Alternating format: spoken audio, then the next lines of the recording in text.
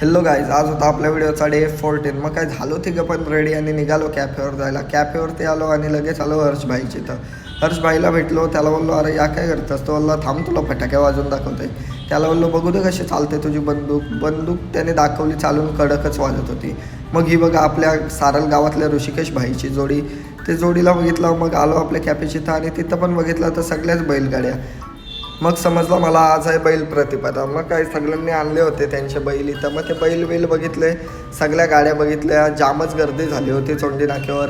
मग आला आपला मेन माणूस प्रेम भाई. 499, 299, 8400 मोरेने गिफ्ट केलं. मग काय आज होत्या बऱ्याच ऑर्डर इथं बनवत होता भाई.